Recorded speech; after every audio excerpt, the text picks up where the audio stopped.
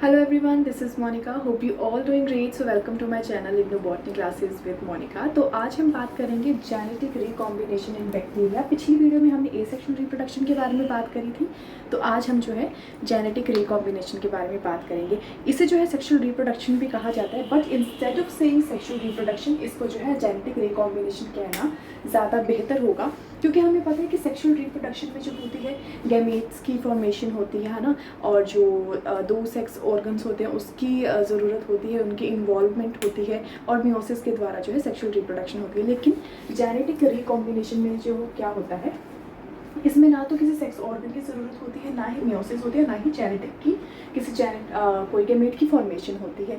सिर्फ और सिर्फ इसमें जो है जो जेनेटिक मटेरियल है वो ट्रांसफ़र होता है, वो रिकम्बाइन करता है। ठीक है, इसलिए नाम से ही पता चल रहा है कि जेनेटिक रिकॉम्बिनेशन, जेनेटिक मतलब जेनेटिक मटेरियल, ठीक है, री मतलब दोबारा, और कॉम्बिनेशन मतलब कि कंबाइन कर जाना। तो जब जेनेटिक का रिकॉम्बिनेशन होगा उसे जेनेटिक रिकॉम्बिनेशन कहा जाता है। ठीक है, तो कई बार क्वेश्चन भी आ जाता है कि सेक्सुअल रिप्रोडक्शन बताओ बैक्टीरिया का, तो कंफ्यूज नहीं होना है।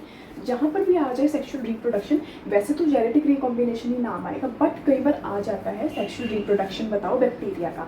ठीक है, तो उसमें आपको कंफ्यूज नहीं होना है, उसमें यही लिखना है, जेनेटिक रिकॉम्बिनेशन के बारे में आपने बताना है। तो अब हम स्टार्ट करते हैं वीडियो को। तो जेनेटिक रिकॉम्बिनेशन किसे कहते हैं? Exchange of genetic material, genetic material का एक्सचेंज होना फ्रॉम डोनर सेल से टू रेसिपिएंट सेल। अब डोनर सेल क्या होता है? डोनर सेल वो होगा जिसके पास जेनेटिक मटेरियल प्रेजेंट होता है और वो जेनेटिक मटेरियल किसी को देगा। ठीक है, और रेसिपिएंट सेल जो उस जेनेटिक मटेरियल को रिसीव कर लेगा, उसको जो है हम रेसिपिएंट सेल कहेंगे। ठीक है, तो अब एक डायग्राम के थ्रू देख लो। ये जो डोनर सेल है, ये देखो डोनर सेल है, जिसे मेल सेल भी कहा जाता है, और F पॉजिटिव से जो इसे रिप्रेजेंट किया जाता है। तो ये डोनर सेल है, इसके पास जेनेटिक मटेरियल है, यानी कि प्लाज्मिड है इसके अंदर। अब हमें प्लाज्मिड पता है क्या होता है? प्लाज्मिड जो होता है एक्स्ट्रा क्रोमोसोमल DNA प्रेजेंट होता है। ठीक है, ये जो है ट्रांसफ़र होगा इसके अंदर रेसिपिएंट सेल के अंदर, यानी कि फीमेल सेल के अंदर। इसे एज ये मेल सेल है जिसको डोनर सेल भी कहा जाता है, और ये किसके पास ट्रांसफ़र करेगा? फीमेल सेल के पास, यानी कि रेसिपिएंट सेल के पास। ठीक है, अब ये जो है जेनेटिक रिकॉम्बिनेशन जो है 3 तरीके से होगी। पहला जो है कॉन्जुगेशन, उसके बाद है ट्रांसफॉर्मेशन, और फिर है ट्रांसजेक्शन। अब हम पहले इसकी बात कर लेते हैं। ठीक है, कॉन्जुगेशन की बात कर लेते हैं। तो कॉन्जुगेशन में क्या बताया गया है? इसमें जो है इसकी डिस्कवरी करी थी लैडरबर्ग और टोटम ने 1946 में ई कोलाई बैक्टीरिया के अंदर। उसने इसकी डिस्कवरी करी थी। किसने करी थी डिस्कवरी? लैडरबर्ग और टोटम ने। ठीक है, 1946 में ई कोलाई बैक्टीरिया के अंदर उन्होंने जो है कॉन्जुगेशन के बारे में बताया था। अब क्या होता है ड्यूरिंग कॉन्जुगेशन? कॉन्जुगेशन में होता क्या है? इसमें होता है 2 bacterial cell, 2 bacterial cell come together, आपस में मिलेंगे। 2 बैक्टीरियल सेल आपस में मिल जाएंगे, और जो डोनर सेल जो होगा, ये डोनर सेल जो होगा डायरेक्टली जो है ट्रांसफ़र कर देगा, डायरेक्टली इसके अंदर ट्रांसफ़र कर देगा प्लाज्मिड को। ये जो दिख रहे हो, ये प्लाज्मिड है जो कि एक्स्ट्रा क्रोमोसोमल DNA है।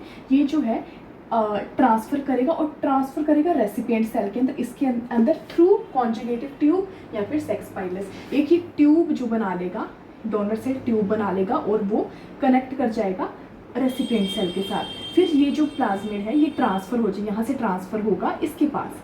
ठीक है, यहाँ से ट्रांसफ़र कर जाएगा इसके पास। तो ये हो गया कॉन्जुगेशन। ठीक है, ये आपको समझ आ गई। इसको हम कहेंगे कॉन्जुगेशन ट्यूब। ठीक है, इसको हम सेक्स पाइलस भी कहते हैं, और इसे कॉन्जुगेशन ट्यूब भी कहते हैं। ठीक है, ये इतना समझ आ गया। अब आपकी बुक में देख लो क्या चीज़ बताई गई है। आपकी बुक में जो है ये 2 तरीके बताए गए हैं। तो इसमें क्या है? बैक्टीरियल कॉन्जुगेशन, जब conjugation between F positive and F negative में होगा, और वो कन्वर्ट कर देगा F नेगेटिव को F पॉजिटिव में। इसकी हम बात करेंगे यहाँ पर। और फिर अगला है ये वाला। ठीक है, इसमें जो है HFR फैक्टर के बारे में बताया गया, और इसकी हम बात करेंगे यहाँ पर। ठीक है, तो अब ध्यान से समझने वाली बात है। अब देखो इसमें होता क्या है, इसमें कॉन्जुगेशन बिटवीन F पॉजिटिव और F नेगेटिव में क्या होगा कि इसको हम F पॉजिटिव रिप्रेजेंट करेंगे, इसको हम F नेगेटिव, यानी कि फीमेल और ये मेल। ठीक है, इसको डोनर रिप्रेजेंट करेंगे हम, और इसको जो है रेसिपिएंट सेल रिप्रेजेंट करेंगे। तो जब ये इस प्रोसेस में होता क्या है, जब F पॉजिटिव जो है F नेगेटिव को भी अपने जैसा बना दे, यानी कि उसको भी जो है F पॉजिटिव बना ले। ये F नेगेटिव है, अब इसको भी F पॉजिटिव बनाएगा। तो ये कैसे बनाएगा, इस प्रोसेस में देखते हैं। अब ये नेगेटिव ही है, तो देखो होता क्या है, ये जो है मेल सेल है यानी कि डोनर सेल है, ये रेसिपिएंट है। तो धीरे धीरे क्या करेगा, ये जो है अपने एक ट्यूब के द्वारा यहाँ पर जो जेनेटिक मटेरियल है वो अपनी रेप्लिकेशन स्टार्ट करेगा। ठीक है, यहाँ पर जो है डीएनए अपने आप को रेप्लिकेट करेगा और इसकी जो सिंगल स्ट्रैंड है वो धीरे धीरे जाकर जो है यहाँ से, ये कॉन्जुगेटिव ट्यूब है, हमें पता है ये कॉन्जुगेटिव ट्यूब है जिसको हम सेक्स पाइलस भी कहते हैं। सेक्स पाइलस हमने यहाँ पे पढ़ा है, इसको सेक्स पाइलस भी कहते हैं। तो ये डोनर सेल जो है ट्यूब बनाएगा अपनी, और ये जो है अपने आप को जो है डुप्लीकेट करना, रेप्लिकेट करना स्टार्ट करेगा। और फिर इसकी जो एक सिंगल स्ट्रैंडेड है वो धीरे धीरे धीरे यहाँ पर जाकर जो है, ठीक है, ये देखो यहाँ पर धीरे धीरे अपने आप को जाएगा, यहाँ पर जाएगा और फिर ये यहाँ पर जाकर अपने आप को इंटीग्रेट कर लेगा, यहाँ पर जो है ये अपना स्थान हासिल कर लेगा। अब ये देखो ये दोनों एक जैसे बन जाएंगे फिर कि इसके पास भी अपना तो डीएनए है ही है, साथ में इसके पास प्लाज्मिड भी था। ठीक है, और जब ये यहाँ पर जाएगा तो ये जो ट्यूब होती है ना, ये जो है डीजनरेट हो जाती है। ये जो कॉन्जुगेटिव ट्यूब होती है, जब सिंगल स्ट्रैंडेड इसके पास चला जाएगा तो वो अपने आप ही जो है इसको इसके साथ सेपरेट कर लेगा और ये जो ट्यूब है ये डीजनरेट हो जाएगी। ठीक है, तो ये क्या करेंगे, ये भी एज अ एफ पॉजिटिव यानी कि मेल सेल के साथ या फिर डोनर सेल भी से कह सकते हैं, एज अ डोनर सेल भी ये बिहेव करेगा। ठीक है, इतनी बात हो गई। एफ पॉजिटिव से, एफ ये नेगेटिव था, एफ पॉजिटिव से इसे भी एफ पॉजिटिव बनाया है। इस प्रोसेस में ये चीज़ समझाई गई है। ठीक है, और जब ये यहाँ पे चले जाएगा ना, जब ये ट्रांसफर हो जाएगा तो कॉन्जुगेटिव ट्यूब खत्म हो जाएगी और ये भी एक्ट करेगा एज अ एफ पॉजिटिव, ये इसको भी जो है कन्वर्ट कर देगा एज अ डोनर सेल के अंदर। ठीक है, ये इतनी बात हो गई। अब यहाँ पे बात करते हैं HFR। अब हम HFR देख लेते हैं। HFR कैसे बनता है, HFR जो सेल होता है, देखो अब इसके अंदर तो था, अब इसके अंदर हमने क्या पढ़ा कि ये जो डीएनए प्रेजेंट है और ये जो है प्लाज्मिड, छोटा सा प्लाज्मिड अलग अलग पड़े हुए हैं। ठीक है, लेकिन HFR कैसे बनेगा, HFR को हमने क्या नाम दिया, हाई फ्रीक्वेंसी ऑफ रिकॉम्बिनेशन। ठीक है, इसको रिप्रेजेंट किया है HFR के साथ। अब इसमें क्या होता है, ये तो पढ़ा है यहाँ डीएनए पढ़ा है, लेकिन जब प्लाज्मिड जो है इसके साथ इंटीग्रेट कर जाएगा, जब प्लाज्मिड भी जो है, वैसे देखो यहाँ पढ़ा हुआ है इसके अंदर, लेकिन जब प्लाज्मिड जो है इंटीग्रेट कर जाएगा इसी के साथ ही, तो उसको जो है HFR नाम दिया गया है, यानी कि हाई फ्रीक्वेंसी ऑफ रिकॉम्बिनेशन इसको नाम दिया गया है।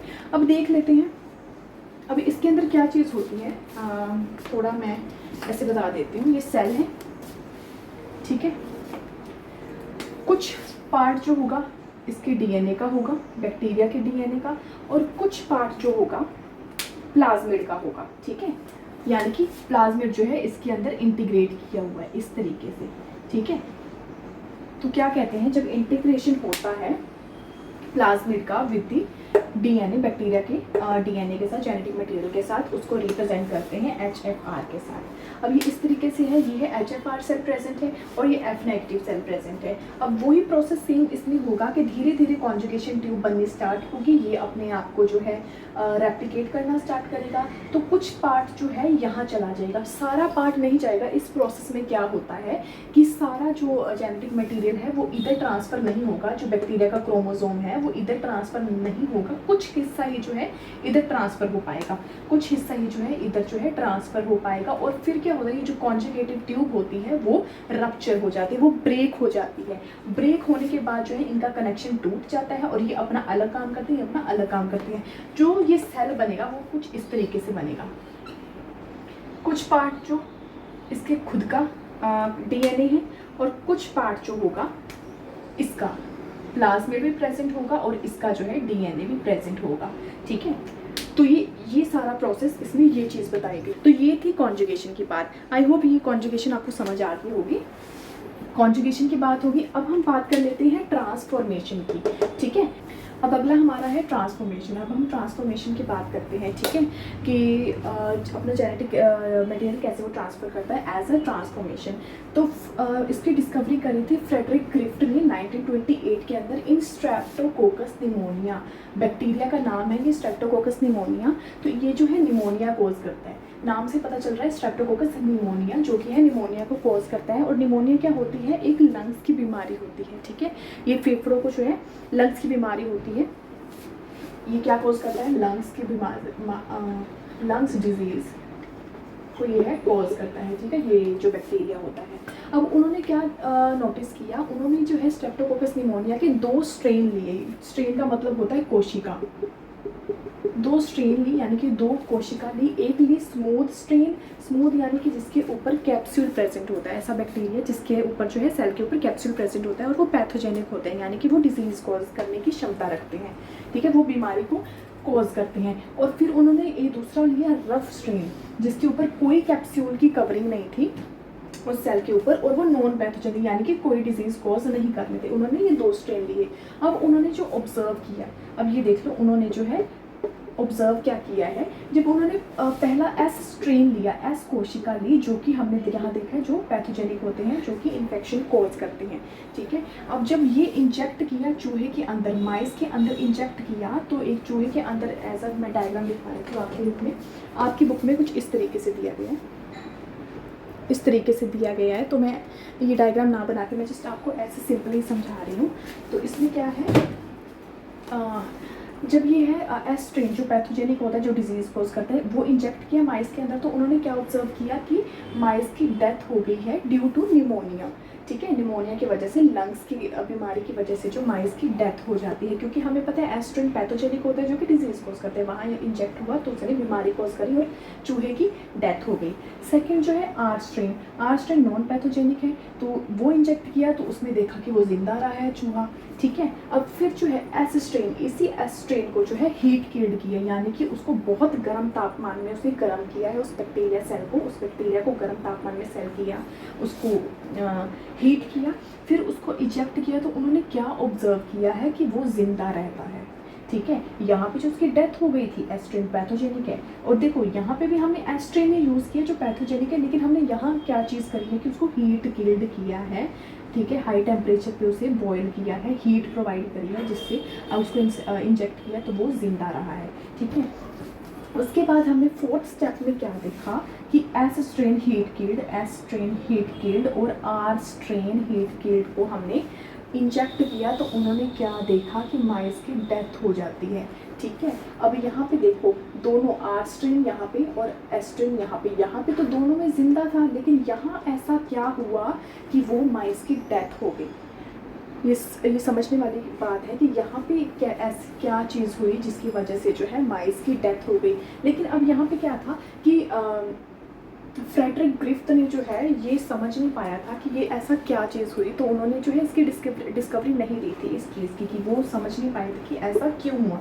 लेकिन फिर जो है एवरी ठीक है, एक डिस्कवरी की थी, और वो साइंटिस्ट थे जिन्होंने जो है फिर इसके बारे में जो आगे स्टडी करी थी कि ऐसे क्या चीज़ हुई कि यहाँ पर जो है माइस की मृत्यु हो गई। एवरी एट ऑल मैंने रिप्रेजेंट किया जो उनके साथी थे, उन्होंने अपने साथियों के द्वारा जो है इसके बारे में डिटेल दी थी, उन्होंने बाद में स्टडी करी थी। तो उन्होंने क्या बताया कि जब इसको हीट किल किया तो सिर्फ और सिर्फ जो कैप्सूल की कवरिंग होती है वो ही पिघल जाती है, ठीक है, सिर्फ और सिर्फ कैप्सूल जो है वो डिस्ट्रॉय हो जाता है, लेकिन उसका डीएनए डिस्ट्रॉय नहीं होता है। तो यहाँ डायग्राम के थ्रू समझ लो, ये जो है बैक्टीरिया है, ठीक है, ये जो है एस स्ट्रेन का जो है रफ स्ट्रेन का यहाँ पर जो सेल दिया गया है बैक्टीरिया है, और जब इसको हीट किल किया है, ठीक है, एस स्ट्रेन को हीट किल किया, तो सिर्फ और सिर्फ जो है इसकी जो है, देखो ऐसे बैक्टीरिया होता है इसके अंदर जेनेटिक मटेरियल प्रेजेंट है, तो जब इसको हीट किल किया तो ये चीज़ तो डिस्ट्रॉय हो गई, ठीक है, डीजनरेट हो गई, तो सिर्फ और सिर्फ इसका जो है ये चीज़ प्रेजेंट रही, इसका जेनेटिक मटेरियल यानी कि डीएनए इसका बचा रहा। जब उसको ये दोनों यहाँ पर मिलाए तो इसका डीएनए इसके अंदर एंटर कर गया, एस स्ट्रेन के आर स्ट्रेन के अंदर जो है वो एंटर कर गया। एंटर करने के बाद उसने अपने आप को इंटीग्रेट कर दिया इसके अंदर, और फिर जो है दो डॉटर सेल्स बनाए, और जो दो डॉटर सेल है उन्होंने जो है स्मूथ स्ट्रेन की तरह एक्ट करना स्टार्ट कर दिया, उनके ऊपर जो है थिक कवरिंग होनी स्टार्ट हो गई कैप्सूल की, और जो है ये भी जो है एस स्ट्रेन की तरह एक्ट करने इन्होंने स्टार्ट कर दिया। और हमें पता है एस स्ट्रेन जो होता है वो पैथोजेनिक होता है, जो कि बीमारी कॉज करने में जो है सक्षम होता है। तो ये थी ट्रांसफॉर्मेशन के बारे में। आई होप कि ट्रांसफॉर्मेशन भी आपको समझ आ गई होगी। अब हम नेक्स्ट बात कर लेते हैं ट्रांसडक्शन के बारे में। चलो अब हम बात कर लेते हैं ट्रांसडक्शन की, ठीक है। तो ट्रांसडक्शन की डेफिनेशन क्या होती है? Transfer of genetic material from one bacteria through bacteriophage, यानी कि बैक्टीरियोफेज के द्वारा जो है जेनेटिक मटेरियल जब ट्रांसफ़र होता है, ठीक है, यहाँ पे बैक्टीरियोफेज की ज़रूरत पड़ती है, ठीक है। ट्रांसडक्शन में जो है बैक्टीरियोफेज के द्वारा जो है जेनेटिक मटेरियल ट्रांसफ़र होता है एक बैक्टीरिया से दूसरे बैक्टीरिया के अंदर, ठीक है। तो ये पहले किसने डिस्कवर किया था? जोशु लीडरबर्ग ने जो है और नॉर्टन जिंडर ने 1951 में इसको डिस्कवर किया था। साल्मोनेला टाइफाई के अंदर बैक्टीरिया होता है ये, उसका नाम है साल्मोनेला टाइफाई, जो कि टाइफाइड को कॉज करता है, ठीक है। इसमें क्षमता होती है इस साल्मोनेला टाइफाई के अंदर, बैक्टीरिया के अंदर, कि वो जो है टाइफाइड को कॉज करता है। तो क्या ये जो है तीन ट्रांसडक्शन जो है 3 तरीके से बताया गया आपकी बुक में। एक तो है जनरलाइज ट्रांसडक्शन, स्पेशलाइज ट्रांसडक्शन और अबॉर्टिव ट्रांसडक्शन, ठीक है। तो हम जनरलाइज ट्रांसडक्शन देख लेते हैं कि कैसे होता है। जनरलाइज ट्रांसडक्शन जो है लाइटिक साइकिल के थ्रू होता है, लाइटिक साइकिल। और जो स्पेशलाइज्ड है वो लाइसोजेनिक साइकिल के थ्रू होता है। अगर आपको लाइटिक साइकिल, लाइसोजेनिक साइकिल के बारे में नहीं पढ़ा तो मैंने पिछली वीडियो जो है इनके बारे में बना रखी है, आप वहाँ जाकर जो है लाइटिक साइकिल और लाइसोजेनिक साइकिल जो है देख सकते हैं। तो अब देख सकते हैं कि कैसा है। बैक्टीरियो फेज हमें पता है, बैक्टीरियो जो फेज होता है ये एक वायरस होता है, ठीक है। इसके अंदर जो है जो डीएनए प्रेजेंट होता है। जब ये बैक्टीरियो फेज चिपक जाएगा, बैक्टीरियो फेज का काम ही होता है किसी बैक्टीरिया पर चिपकना, ये तभी अपने आप को रेप्लिकेट करता है, ठीक है। बैक्टीरियो फेज जो होता है अपने आप को बैक्टीरिया के अंदर चिपका लेता है और अपना डीएनए जो है इंजेक्ट कर लेता है बैक्टीरिया के अंदर, ठीक है। बैक्टीरिया के अंदर अपना डीएनए खुद का प्रेजेंट है, और लेकिन जब ये अपना डीएनए इसके अंदर जो है इंजेक्ट कर लेता है तो ये उस प्रोसेस से बताएंगे। और ये थ्रू लाइटिक होता है। लाइटिक का मतलब होता है रप्चर हो जाना या फिर तोड़ देना, ठीक है। लाइटिक का मतलब होता है तोड़ देना। अब कैसे होता है देखो, ये बैक्टीरियो फेज है, ठीक है। इसके अंदर अपना जो है इसके पास डीएनए प्रेजेंट है एज अ जेनेटिक मटेरियल। तो जब ये इजेक्ट करेगा तो अपना जेनेटिक मटेरियल जो है ये इसके अंदर पेनिट्रेट कर देगा। जब ये इसके अंदर पेनिट्रेट करेगा, ये जाकर जो है इसके जो बैक्टीरिया डीएनए के साथ जाके मिल जाएगा। वहाँ जाकर जो है ये क्या करता है, ये फिर रप्चर होने स्टार्ट करते हैं। ये जेनेटिक मटेरियल अलग अलग से जो है टूटने, एक सेगमेंट से बनाने स्टार्ट करते हैं। देखो ये सेगमेंट दिख रहे हैं, ये दोनों जो है अपने अपने अलग अलग सेगमेंट बनाने स्टार्ट कर देते हैं, अपने आप को तोड़ना स्टार्ट कर देते हो। तो इसमें क्या होता है, ये पूरा का पूरा कंट्रोल कर लेता है बैक्टीरियल सेल के ऊपर, ठीक है। जो वायरस का डीएनए वो प्रॉपरली जो है अपना जो कंट्रोल कर लेता है बैक्टीरिया के ऊपर। तो फिर क्या होता है, सिंथेसिस हो गई। अब उसके बाद ये अपनी असेंबली करना स्टार्ट कर देगा। और असेंबली कैसे होगी, ये सिर्फ ये जो होते हैं ना, इसकी वायरस का जो डीएनए तो यही अपने आप को असेंबली करता है। लेकिन बाय मिस्टेक जो है, अगर बैक्टीरिया का देखो, ये जो रेड वाले मैंने रिप्रेजेंट कर रखी हैं वायरस के डीएनए के बारे में, ठीक है, कि ये वायरस का डीएनए रेड से जो मैंने, और जो ब्लू है वो है बैक्टीरिया का डीएनए। अब देखो असेंबली कैसे हो रही है, ज़्यादातर असेंबली होती है रेड वाले के साथ, ठीक है। जो डीएनए है रेड वाला जो वायरस का है, क्योंकि वो पूरा कंट्रोल कर लेता है अपना, तो ये अपने आप को ऐसे असेंबल कर लेते हैं। जो इसका वायरस का डीएनए है वो नई फेस बनाएंगे तो वायरस का डीएनए उसके अंदर होता है। लेकिन बाय चांस अगर जो बैक्टीरिया का डीएनए होता है वो इसके अंदर चला जाए, अपने आप को अरेंज कर ले, उसको हम ट्रांसड्यूसिंग फेज कहते हैं। और इसी का ही आगे काम होता है, ठीक है। इसमें इस स्टेप में जो है इसी का ही आगे इसी के बारे में बात करेंगे। बाय मिस्टेकली अपने आप को अरेंज कर लेता है जिसके अंदर जो है बैक्टीरियल डीएनए प्रेजेंट होता है, इसको जो है ट्रांसड्यूसिंग फेज कहा गया है।